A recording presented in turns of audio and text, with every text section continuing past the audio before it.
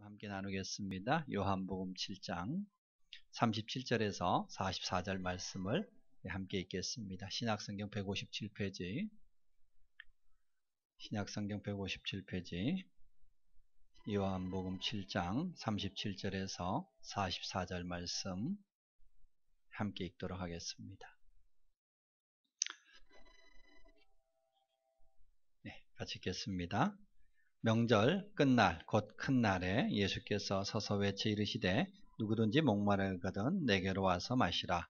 나를 믿는 자는 성경의 이름과 같이 그 배에서 생수의 강이 흘러나오리라 하시니 이는 그를 믿는 자들이 받을 성령을 가리켜 말씀하신 것이라. 예수께서 아직 영광을 받지 않으셨으므로 성령이 아직 그들에게 계시지 아니하시더라.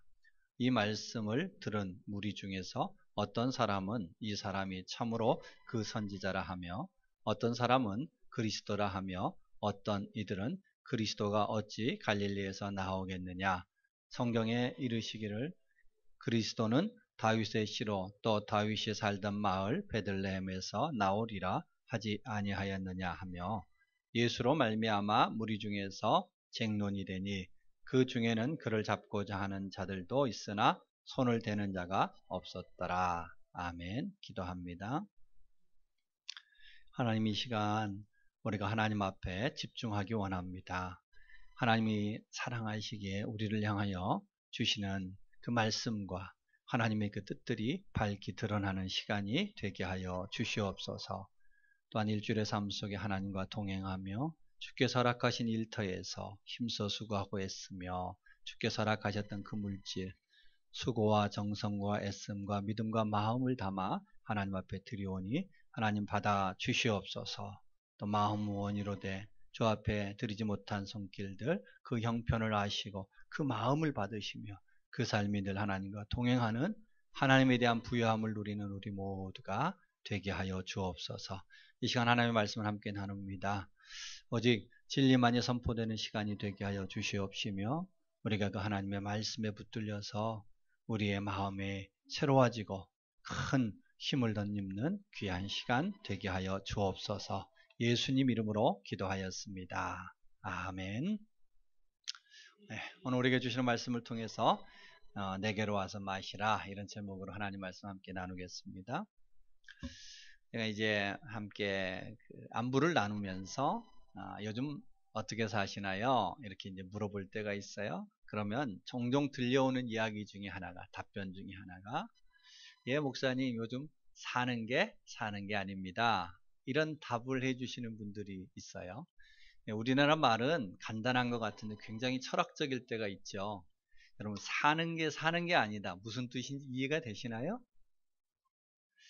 예, 앞에 사는 것과 뒤에 사는 것은 좀 다르죠.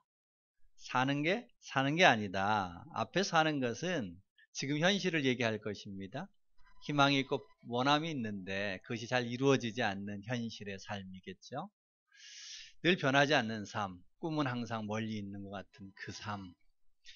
열심히 수고하고 애를 쓰지만 별로 열매가 잘 나타나지 않는, 변화되지 않는 반복적인 삶이죠.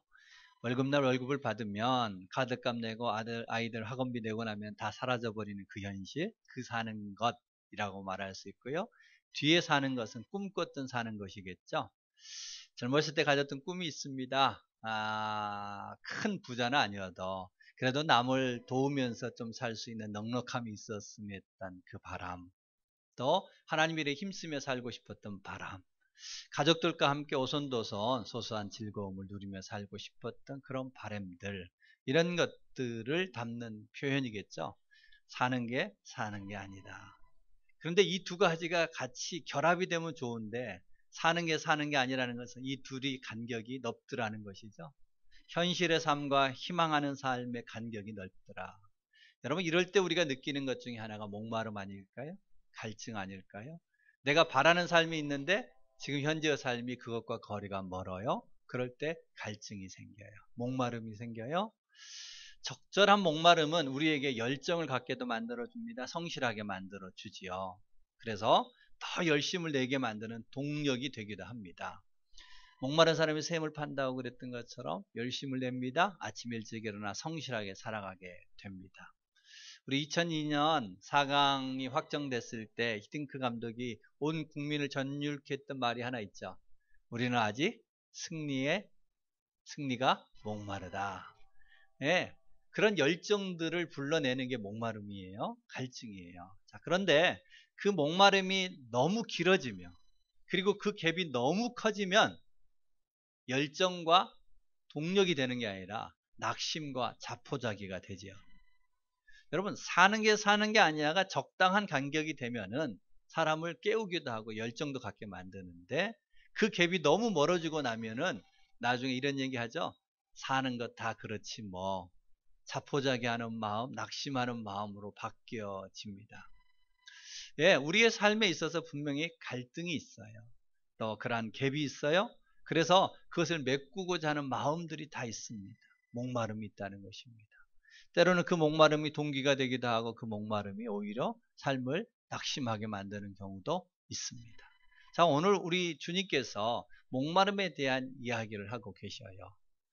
그런데 주님이 목마름을 얘기하는 그 날을 보니까 우리가 읽었던 본문에 37절 보니까 명절 끝날 곧 큰 날이다. 명절날 얘기했습니다. 이 명절날은 초막절을 얘기해요. 1년의 모든 추수들을 거두어서 창고에 저장한 뒤에 축제를 여는 기간이었습니다. 수장절이라고도 하죠. 이 수장절에 큰 명절의 축제의 절기에 주님이 목마름을 얘기해요. 언뜻 보기에는 아니 명절날 1년 내내 수고할 때는 목마를 것 같은데 명절날은 별로 목마르지 않고 기쁨의 날일 것 같잖아요. 그런데 여러분 잘 들여다보면 명절날 더 큰 목마름이 있지 않을까요? 모두가 기뻐하는 것 같은 날, 표면적으로는 행복한 날, 안으로 보면은요, 더 큰 목마름이 있어요. 여러분, 한참, 강남에 아파트 값이 3억이 뛰었네, 5억이 뛰었네 할 때에, 여러분, 막 집값이 올라간다 할 때에 잔치에 참여하는 기분이세요? 아니면은 나는 아예 집을 못 사겠구나 하고 자포자기하며 더 큰 목마름으로 빠지게 되는 일들이 있지 않아요? 사람들이 즐거워하는 것 같은데 실은 그 속에 잘 들여다보면 더 많은 목마름의 사람들이 있더라 이런 얘기입니다. 여러분 누군가가 청년이 취업을 했다는 기쁜 소식이 있잖아요. 더 많은 사람들은요. 그 기쁨의 소식 앞에서 취업 앞에 절망하는 목마름이 있습니다. 1등 한 사람이 승리를 자축할 때 99명의 사람들은 낙오자와 같은 목마름의 삶을 살아갑니다. 자, 우리의 삶을 그러니까 한마디로 정리해 본다면 목마름이 있더라는 얘기입니다. 그래서 오늘 주님은 우리에게 초대하시고 계세요. 내게 와서 마시라. 따라서 한번 해볼까요? 내게로 와서 마시라. 네, 주님이 초대하십니다. 자, 그런데 누가 이 초대에 응할까요? 내가 목마른 줄을 아는 사람이에요. 그러기에 오늘 말씀을 통해서 우리는 인생이 목마른 것 같기는 한데 오늘 주님이 말씀하시는 진짜 목마름이 무엇일까 하는 겁니다. 모든 사람은 어떤 목마름을 가지고 살아갈까 하는 것들에 대한 이야기를 한번 오늘 말씀을 통해서 찾아보고요. 또 한 가지는 자, 목마르다는 사실을 아는 것이 목적이 아니죠. 그 목마른 자에게 오늘 주님이 말씀하시는 것처럼 생수의 강물을 마시게 하는 것. 그 생수의 강물이 무엇냐 하는 것입니다. 주님이 우리에게 마시고자 하는 우리의 삶의 목마름을 적셔줄 수 있는 그 생수의 강물이 무엇일까? 그리고 그 강물을 마시게 되면 우리에게 어떤 변화가 일어나게 될까 하는 것입니다. 그래서 오늘 우리에게 주셨던 말씀을 통해서 우리는 두 가지 물음에 대한 답을 찾았으면 합니다. 하나는 모두가 목마르다고 그러는데 진짜 목마름이 무엇일까 하는 거 하고요. 또 한 가지는 그 목마른 사람들을 초대하시면서 주님이 내게 와서 마시라라고 말씀하실 때 주님이 주고자 했던 그 생수의 강물이 뭐고 그 강물을 마시는 삶이 어떤 삶이 되어질 건가. 그래서 여러분 모두가 오늘 말씀을 통해서 목마름의 삶이 아니라 그 생수의 강물이 차고 넘치는 삶 살아가기를 주의 이름으로 축복합니다. 자, 첫 번째 물음에 대해서 한번 찾아봤으면 합니다. 곧 사람들은 어떤 목마름을 가지고 있을까? 우리 37절 다시 한번 읽어볼까요? 37절 말씀 같이 한번 읽습니다. 명절 끝날 곧 큰 날에 예수께서 서서 외쳐 이르시되 누구든지 목마르거든 내게로 와서 마시라. 자, 누구든지 목마르거든. 여러분, 주님이 초대하시는데, 내게 와서 마시라고 초대하시는데 조건이 붙지 않습니다. 누구든지 오라는 겁니다. 가진 사람, 갖지 않는 사람, 젊은 사람, 나이 든 사람. 하나님이 그 어떤 것도 구분하지 않고 누구든지 오라는 얘기입니다. 그 얘기를 바꾸어서 얘기한다면 모든 사람은 목마름이 있더라는 얘기죠. 누구든지 목마름이 있습니다. 이런 얘기할 때 나는 그렇게 목마르지 않아, 이렇게 답할 수 있는 사람이 있을지 모르겠어요. 여러분, 만약에 마음속에 그런 생각이 든다면 감사하시기 바랍니다. 나는 별로 목마름이 없어, 그러면 감사하세요. 그런데 시간이 지나가다 보면요, 목마름이 없는 사람도 깊은 목마름의 자리에 가게 됩니다. 젊었을 때는 예쁘고 또 아름다워서 모두로부터 주목받던 사람도요, 나이가 들면 어떻게 되죠? 주름이 깊어지면서 그 외적인 부분에 있어서의 목마름도 생깁니다. 젊었을 때는 자기가 원하는 것들을 이루는 성공의 가도를 가는 사람도 있어요. 근데 나이가 먹다 보면은 자식이 뜻대로 안 되는 목마름도 있습니다. 또 건강이 뜻대로 안 되는 목마름도 있어요. 우리의 삶을 살아가다 보면, 그래서 시간이 지나다 보면은 목마르지 않는 사람이 없더라. 다 목마르더라. 그래서 속으로 그렇게 답할지 몰라요. 에이, 나는 그래도 그렇게 크게 목마를 것 같지 않아. 이럴 것 다 이루었고 자녀들도 잘 컸고 뭐 건강도 이만하면 괜찮지. 그런데 여러분, 모든 사람이 살 때도 목마르지만 죽음 앞에 설 때의 목마름이 따로 있습니다. 토니 캄폴로 교수라는 분은 유명한 사회학자이고 영성가이기도 한데요. 이분이 모든 나라, 다양한 민족, 부자 나라, 가난한 나라, 배운 나라, 배우지 못한 나라, 모든 나라들의 사람들을 대상으로 죽음 앞에 있는 사람들에 대하여 조사를 했어요. 그랬더니 그들이 죽음 앞에서 두 가지의 특징을 보이는데, 절대로 후회하지 않는 것이 하나 있더라. 그리고 모두가 후회하는 것이 있더라. 후회하지 않는 것은 내가 어떻게 하면 더 과업을 이루었으면 좋았을 것, 내가 돈을 더 많이 벌었으면 좋았을 것, 이런 과업과 돈에 대해서는 단 한 사람도 후회하지 않더라.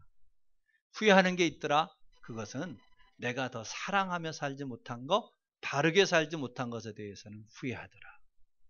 여러분, 모든 인생들은 죽음 앞에 가면 목마름이 있습니다. 사랑에 대한 목마름, 의롭게 살지 못한 것에 대한 목마름이 있더라. 이런 얘기입니다. 그래서 주님은 오늘 우리에게 얘기하십니다.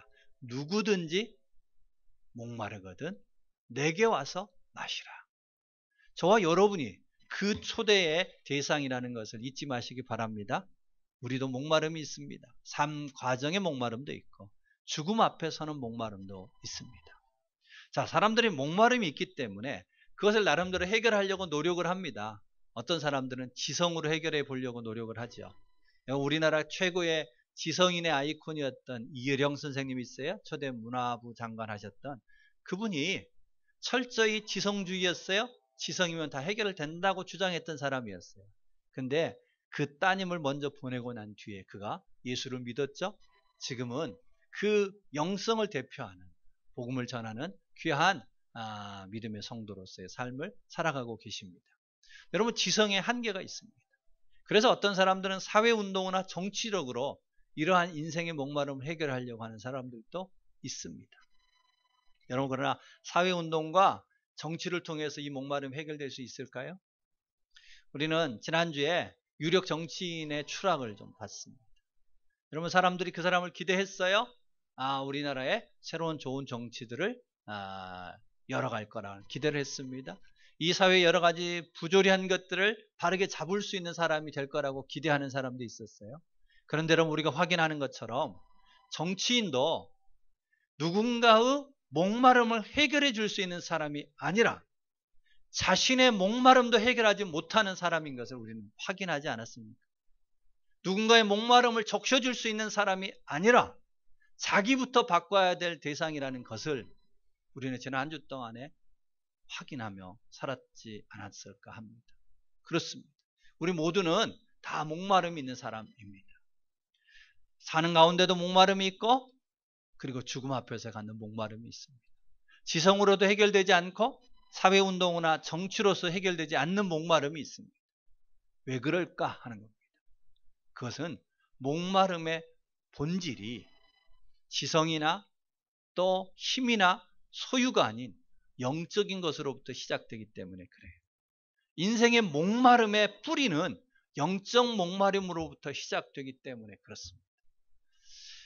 하나님께서 귀하게 쓰셨던 사도 바울이라는 하나님의 귀한 일꾼이 썼던 책 중에 하나가 로마서 7장 22절 말씀 제가 하나 읽어드리겠습니다. 내 속사람으로는 하나님의 법을 즐거워하되 내 지체 속에서 다른 한 법이 내 마음의 법과 싸워 내 지체 속에 있는 죄의 법으로 나를 사로잡는 것을 보는도다. 오호라 나는 곤고한 사람이로다. 이 사망의 법에서 누가 나를 건져내랴. 여러분, 사도 바울의 고민이 이런 거였습니다. 자기 안에 하나님의 뜻대로 살고 싶은, 바르게 살고 싶은, 사랑하며 살고 싶은 온전한 삶이 있었습니다. 우리가 앞에서 얘기했던 사는 게 아니라는 두 번째 사는 것, 희망의 삶이 있었어요. 그런데 그 안에 사는 게 아니게 만들었던 걸림이 있었다는 겁니다. 충돌이 있었다는 겁니다. 장애물이 있었다는 겁니다. 그것은 다름 아닌 자기의 욕망과 욕구, 죄의 법이었다는 거예요. 우리 속에 갈등이 있다는 거예요. 바르게 살려고 하는, 하나님의 뜻대로 살려고 하는 바람이 있는데 그것을 살지 못하게 하는 죄의 걸림들이 있더라. 이게 우리의 목마름의 본질인 겁니다. 모든 사람이 목마른 것은 그가 원하는 것을 이루지 못했기 때문도 아니고 힘이 없기 때문도 아니고 갖지 못했기 때문도 아니라 원래 하나님이 기뻐하시는 삶을 살기 위해서 하나님이 우리에게 주시는 부으시는 하나님의 도우심의 손길이 우리 가운데 임해야 되는데 그것이 막혔더라는 거예요. 그래서 내 안에서 끊임없이 충돌하고 갈등하며 살게 됐다. 그래서 사도 바울은 그 고백 끝에 로마서 8장 5절에 이와 같이 고백합니다. 육신을 따르는 자는 육신의 일을, 영을 따르는 자는 영의 일을 생각하나니 육신의 생각은 사망이요 영의 생각은 생명과 평안이라. 할렐루야. 한번 따라서 해봅시다. 영의 생각은 생명과 평안이라. 그렇습니다. 우리 안에 그 두 가지의 갈등이 있습니다. 영의 생각과 육신의 생각의 갈등이 있어요. 그것이 우리의 인생을 목마르게 만드는 근본이다. 그래서 사도 바울은 얘기합니다. 영의 생각은 곧 그 영이 충만하게 부어지면 우리 안에 생명의 역사가 있더라. 평안의 역사가 있더라 하는 겁니다. 여러분, 목마름의 삶, 가뭄날 아무리 초목이 우성한다 할지라도 비가 내리지 않아서 가뭄이 깊어지고 그 땅이 바짝 갈라지기 시작하면 그 앞에 있었던 초목들이 다 말라 죽지요. 가뭄 가운데는 사망이 역사한다면 생수의 강물 가운데는 생명이 역사합니다. 하나님의 영이 부어질 때에 하나님이 함께 하실 때 그 사랑과 은혜가 우리의 마음에 부어지면 우리 안에 생명이 역사하고 평안이 역사하더라. 그러기에 오늘 본문을 통해서 우리가 첫 번째로 다시 한번 생각하고 또 말씀 앞에 우리가 서기를 바라는 것은 모든 인생에 목마름이 있더라. 사는 가운데도 목마름이 있고 죽음 앞에 서는 목마름도 있더라. 그러기에 우리 스스로 안에서부터 나는 목마름과 상관없어, 무관한 삶이야 라고 답할 수 있는 인생이 없더라. 왜냐? 그 목마름의 근본은 영적인 목마름으로부터 시작되기 때문이더라. 하나님의 부재 속에 사는 인생 때문이더라 하는 이야기입니다. 자, 그러기에 이러한 일에 우리가 하나님 앞에 공감할 수 있다면, 동의할 수 있다면 오늘 주님이 우리에게 초대하시는 말씀, 오늘 설교 제목같이 내게로 와서 마시라라는 그 음성 앞에 우리가 반응할 수 있어야 되지 않겠어요? 동시에 그렇다면 주님, 내가 주님 앞에 나가 마시겠습니다. 주님이 주시고자 하는 내 목마름을 적실 수 있는 그 물을 마시겠습니다. 자, 그렇다면 그 물을 어떻게 마셔야 되며 그 물이 마셔질 때에 우리에게 어떤 변화가 일어날 건가 하는 것이죠. 여기가 목마름을 동의했다면 이제 주님이 주시려고 하는 물을 마시는 자가 돼야 되겠고 그 물을 마신 자의 삶을 우리가 누려야 되지 않겠어요? 그래서 자, 오늘 말씀을 통해서 우리가 더 주목하고 집중할 것은 이겁니다. 주님 어떻게 마실 수 있어요? 어떻게 하면 그 생수의 강물이 내 삶을 적시게 만들 수 있을까요? 그럴 때 우리에게 어떤 축복과 은혜가 있을까요? 그 삶에 대하여 우리가 소망하고 우리가 다시 한번 말씀을 보았으면 합니다. 그래서 두 번째 물음은 예수님이 주시는 생수의 강물이 무엇이고 그 생수의 강물이 우리에게 부어질 때 어떤 일들이 일어날까 하는 것에 대해서 한번 찾아보기를 원합니다. 우리 38절, 39절 같이 한번 다시 읽겠습니다. 38절과 39절입니다. 같이 읽습니다. 나를 믿는 자는 성경의 이름과 같이 그 배에서 생수의 강이 흘러 나오리라 하시니 이는 그를 믿는 자들이 받을 성령을 가리켜 말씀하신 것이라. 예수께서 아직 영광을 받지 아니하시므로 성령이 아직 그들에게 계시지 아니하시더라. 아멘. 오늘 그 배에 생수의 강이 흘러난다. 그러는데 조건이 붙었어요. 조건은 나를 믿는 자는. 나를 믿는 자는. 여러분 믿음은 우리 기독교에서 굉장히 중요한 원리입니다. 가르침입니다. 자, 그런데 우리가 믿음이라는 것을 교회에서만 쓰는 걸로 착각하는데요. 이 믿음이 어떻게 우리에게 생수의 강물을 마시게 하고 우리의 배에서 생수의 강물이 흘러 넘치게 만드는 원리가 되는지를 이해하기 위해서 믿음을 우리가 조금 더 살펴봤으면 합니다. 믿음은 교회 안에서나 쓰지 밖에서는 별로 쓰지를 않아요. 그런데 여러분 교회에서만 쓰는 것 같은데 쓴다고 해서 우리의 일상과 무관한 게 아니에요. 여러분 우리의 삶을 가만히 들여다보면 믿음과 분리될 수 없는 삶을 살아갑니다. 예를 들어서 그 모 선전에서 우리가 살고 있는 이 땅에서 철을 빼버리면, 그죠? 철을 빼버리면 세상이 지탱되지 않는 모습들을 모 CF에서 보여줬어요. 철강회사에서. 여러분 그와 같이 우리가 살고 있는 이 세상에서 믿음을 거두어 버린다면 어떤 일이 생길까 생각해 보셨을까요? 여러분 이 자리에 지금 편안하게 예배 드리고 있는 것은 이 건물이 무너지지 않을 거라는 믿음 때문이죠. 여러분 만약에 이 건물이 무너질 거라고 생각하면 제 얘기가 들릴까요? 안 들릴까요? 아무것도 안 들릴 거예요. 어떻게 하면 도망갈까? 그 생각밖에 안 하실 거예요. 여러분 이 건물에 우리가 앉아 있을 수 있는 것은 안전하다는 믿음 때문입니다. 여러분 오늘 예배에 나오면서 그죠? 다리를 건너오신 분 있으세요? 여러분 그 다리 아무 걱정 안 하고 건너오신 이유는 다리가 안전하다고 믿기 때문이죠. 여러분 만약에 다리가 안전하다고 믿지 않았으면 가서 두들겨 보셨겠죠? 네, 건너오기 어려웠을걸요. 우리가 대중교통을 이용하는데 내가 탄 버스가 연수동에 가서 세워줄 거야 믿지 않으면 버스 타요 못 타요? 못 타요. 여러분 내일 우리 약속 있는 사람들 있으실 겁니다. 여러분 내일 해가 뜨는다라는 믿음이 있기 때문에 약속하신 거죠. 우리의 삶을 가만히 들여다보면 건물 안에 하나 앉아있는 것도 우리가 버스를 타는 것도 다리를 건너는 것도 내일 약속하는 것도 다 믿기 때문에 그 얘기는 하나님께서 천지를 창조하시고 신실하게 이 세상을 붙들고 계심을 믿기 때문에 우리가 살아가는 겁니다.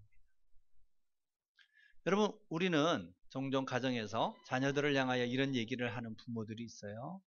아이들이 낙심하고 절망하고 포기하고 있을 때 아빠가 딸의 어깨를 툭툭 치면서 이렇게 얘기할 때가 있죠. 딸아, 아빠 믿지? 여러분 딸에게 아빠 믿지라는 말은 뭘 의미해요? 내가 너 사랑하고 있어.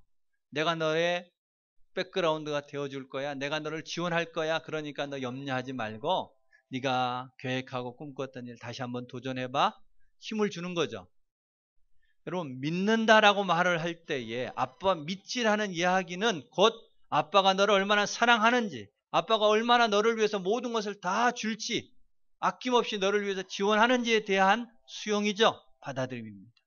그러기에 믿음을 대체할 수 있는 가장 믿음과 부합되는 단어가 있다면 그것은 사랑이에요.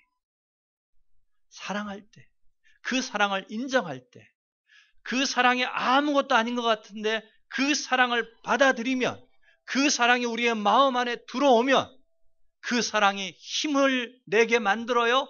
절망의 자리에서 다시 일어나게 만듭니다. 포기했던 것을 다시 붙잡게 만듭니다. 오늘 주님께서 우리에게 얘기하십니다. 나 믿지. 예수 그리스도를 믿는 사람은 그 배에서 생수의 강물이 흘러날 거다 얘기하십니다. 곧 하나님의 사랑을 받아들이는 사람, 그러면 그 마음속에 하나님의 영이 들어가서 하나님의 성품과 하나님의 사랑이 우리의 마음 안에 들어와서 마치 메말라 있는 땅을 강물로 적셔내듯 절망과 낙심과 포기가 있는 인생이 희망과 소망과 강건함으로 일어서는 역사가 있게 되더라, 이런 이야기입니다. 여러분, 그러기에 우리 안에 하나님께서, 우리 주님께서 우리를 향하여 외치시는 내게 와서 마시라, 이 말씀은 바꾼다면 너 나 믿지? 이런 얘기예요. 아빠가 딸 어깨를 툭툭 치면서 아빠 믿지? 여러분, 그 믿음이 있기를 주 앞에 구하시기 바랍니다. 그 믿음을 구하는 자가 됐으면 합니다. 그 믿음을 구할 때에 우리 안에 하나님의 영이 부어지고 하나님의 성품과 하나님의 사랑과 하나님의 기쁨과 소망함이 우리 가운데 넉넉하게 부어지는 역사가 있을 줄 믿습니다. 그 배에서부터 생수의 강물이 차고 넘치도록 흐르는 역사 일어날 줄로 믿습니다. 자, 그런데 오늘 본문에 보니까 또 한 가지 우리가 주목했으면 하는 게 있습니다. 오늘 우리가 읽었던 38절에 보니까 나를 믿는 자는 생수의 강이 흘러나르리라 라는 말씀 중간에 한 단어가 있습니다. 성경의 이름과 같이. 그러니까 이 이야기는 오늘 주님이 처음 얘기하는 게 아니라 이미 성경에서 이야기하셨던 거죠. 믿는 사람, 그 안에 생수의 강물이 흘러나는 삶이 어떤 건지를 성경이 이미 우리에게 알려줬던 한 사건이 있습니다. 구약성경 하나를 찾아볼까요? 에스겔서 47장 말씀을 우리 같이 한번 보겠습니다. 구약성경 1227페이지입니다. 1227페이지 에스겔서 47장 한번 보겠습니다. 47장 1절 말씀으로 같이 한번 읽어볼까요? 47장 1227페이지 47장 1절 같이 한번 읽습니다. 시작. 그가 나를 데리고 성전 문에 이르시니 성전의 앞면이 동쪽을 향하였는데 그 문지방 밑에서 물이 나와 동쪽으로 흐르다가 성전 오른쪽 제단 남쪽으로 흘러내리더라. 자, 하나님께서 선지자를 데려가서 한 것을 보여주셨어요. 그걸 환상 가운데 보여줬는데 뭐였냐면은 성전을 들어가게 했어요. 그런데 성전 문지방에서 그 밑에서 물이 나왔다는 거예요. 물이 나와서 이제 흘러가기 시작했습니다. 동쪽으로부터 흘러나와 남쪽으로 흘러내려가게 됐습니다. 자, 그 밑에 쭉 나오는 얘기가 뭐냐면은 그 물이 성전 문지방 밑에서 시작된 작은 물이 큰 강물이 되어 흐르기 시작합니다. 그래서 바다가 되어 그 수위가 높아집니다. 한 500m쯤 갔더니 발목이 찼어요. 또 500m쯤 갔더니 무릎이 찼어요. 500m쯤 갔더니 허리가 찼고 가슴이 차고 넘쳐 걸을 수 없게 되어 그 물 가운데 헤엄을 치는 일들이 있게 됐더라. 자, 그와 더불어서 그 물이 흐르는 곳에 어떠한 변화가 일어났는지를 하나님의 선지자에게 보여주셨는데 그 말씀이 9절입니다. 자, 9절 말씀 우리 같이 한번 읽겠습니다. 이 강물이 이르는 곳마다 번성하는 모든 생물이 살고 또 고기만 심이 많으리니 이 물이 흘러 들어가므로 바닷물이 되살아나겠고 이 강이 이르는 각처에 모든 것이 살 것이며 또 12절 같이 읽습니다. 강 좌우가에는 각종 먹을 과실 나무가 자라서 그 잎이 시들지 아니하며 열매가 끊이지 아니하고 달마다 새 열매를 맺으리니 그 물이 성소를 통하여 나옴이라. 그 열매는 먹을만하고 그 잎사귀는 약재료가 되리라. 아멘. 자, 하나님께서 선지자를 통해서 그 물이 흘러가는 곳에 어떤 변화가 있는지를 보여주셨습니다. 생명이 태동했습니다. 생물들이 살아났어요. 여러분, 아무리 사막 한가운데도요, 물이 흐르기 시작하면 얼마 지나지 않아서 풀이 자라고 나무가 자라서 오아시스로 바뀌어지는 역사가 있습니다. 여러분, 어떠한 사막 한가운데의 맹렬한 사망이 버틴다 할지라도 물이 흘러가면 사망을 생명으로 바꾸는 역사가 있습니다. 물의 생명력이죠. 오늘 주님은 그것을 빗대어 우리에게 얘기하십니다. 바로 주님으로부터 나오는 그 생수의 강물을 마시는 인생은 그가 누구이든 어떤 상황 속에 있든 그 생수의 강물을 마시는 사람, 그 강물이 흘러가는 인생은 살아날 것이라는 것입니다. 나무가 자라나듯 그 나무가 매달 열매를 맺듯 고기가 많아지듯 죽은 바다를 살려내는 역사가 있는 것처럼 그 생수의 강물이 흘러가는 인생은 살아나는 역사가 있고 무성한 녹음이 짙은 변화의 역사들이 있으며 과실을 맺으며 죽은 바다마저도 살려내는 역사가 있게 되더라라고 주님이 약속하고 계십니다. 여러분, 근데 그 물의 특징이 뭐가 있어요? 우리가 읽었던 12절 마지막 절에 보니까 그 물이 성소를 통하여 나옵니다. 성소를 통하여 나옵니다. 성소는 하나님이 임하셨던 곳입니다. 사람과 하나님이 만나는 곳이었습니다. 여러분, 우리 안에서 우리의 그 사막 같은 메마른 심령을 생명으로 바꾸어낼 수 있는 것은 앞서 말씀드린 것처럼 지식도 아니에요. 강함도 아니에요. 소유도 아니고 경험도 아니고 그것은 오직 하나님으로부터 성소로부터 흘러나오는 그 성소에서 시작된 물, 곧 오늘 우리에게 주시고자 하시는 마시게 하시는 생수의 강물만이 가능하더라 하는 겁니다. 여러분, 우리 삶을 이렇게 들여다보면은 어떤 사람은 가는 곳마다 사람들을 상하게 하고 메마르게 만드는 사람이 있어요. 여러분, 남녀가 사랑해서 결혼을 했는데 어떤 배우자는 그 배우자 때문에 배우자가 메말라져요. 그 심령이 메말라져요. 그를 바싹 마르게 만들어요. 절망하게 만들어요. 희망을 꺾어버려요. 여러분, 이 땅의 모든 부모들은 자식들이 잘 되기를 바라지 않는 부모가 어디 있어요? 다 잘 되기를 바라요. 그런데 아무리 사랑하고 잘 되기를 바라는데 어느 순간 부모가 자녀의 삶을 바짝바짝 마르게 하는 일들이 있습니다. 왜 그럴까요? 부모 심령이 메말라 있기 때문에. 겉으로 보여지기에는 지식도 있고 경험도 있고 능력도 있어도 그 안에 그 가정을, 그 자녀들을 사막처럼 바싹바싹 마르게 만드는 이유는 그가 그렇게 하려고 해서가 아니에요. 그 심령이 말라있기 때문에. 우리가 잘해주고 싶다, 그에게 희망을 주고 싶다고 다시 한번 사막 같은 땅에 오아시스와 같이 바꾸어내고자 하는 열망이 있다고 열심이 있다고 바뀌어지는 게 아니라 물이 흘러가면 바뀌어져요. 생수의 강물이 흐르기 시작하면 변화는 반드시 일어날 줄 믿습니다. 우리가 바꾸는 게 아니라 그 생수의 강물이 흐르면 사막도 오아시스가 되는 역사가 있을 줄로 믿습니다. 오늘날 청년들을 보면 참 안타까운 마음이 많아요. 청년들임에도 불구하고 꿈이 없어요. 절망이 많아요. 현실에 그저 수긍하는 모습들이 생겨요. 그런데 여러분, 오늘뿐만 아니라 예전에도 지금보다 어떤 때는 더 암담한 환경 속에 우리의 선배들이 살아갈 때도 있었어요. 그런데 그들이 왜 그 환경 속에서 희망을 붙들고 성실하게 다시 일어나 오늘날의 이 조국을 만들 수 있었느냐?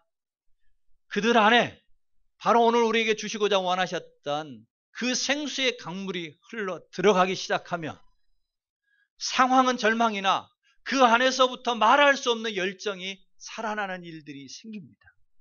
그 안에 생수의 강물이 흐르며 아무것도 없으나 하나님이 내게 주셨던 은사가 있고 하나님이 나를 향하여 계획하고 기대하시는 바가 있음을 알고 그 하나님 붙잡고 강하게 일어섰고 그 하나님이 주시는 기회와 환경을 따라 사막 같은 환경을 오아시스처럼 바꾸어내는 역사가 있었기에 오늘 우리가 살고 있는 이 조국이 세워진 줄로 믿습니다. 이 조국이 일제강점기 안에서 전쟁의 폐허 속에서 낙심하고 낭망되어 있을 때에 바로 우리의 심령 속에 오늘 우리에게 주시고자 원하시는 주님이 초대하시면 내게 와서 마시라고 하셨던 그 생수의 강물들이 흘러 들어가기 시작하여 꿈이 생기고 절망보다 그 가운데서 희망을 품고 얼굴이 밝아지고 눈동자가 살아나고 의욕을 갖게 되고 내일을 바라보며 영원함을 준비하는 삶들을 사는 역사가 있었기에 오늘 이 나라가 만들어졌던 것입니다. 여러분, 오늘 우리의 삶도 마찬가지입니다. 여러분, 오늘 우리 가운데 어떤 목마름이 있는지 저는 다 알 수 없어요. 그러나 분명한 것은 우리 모두의 마음속에 다 목마름이 있는 겁니다.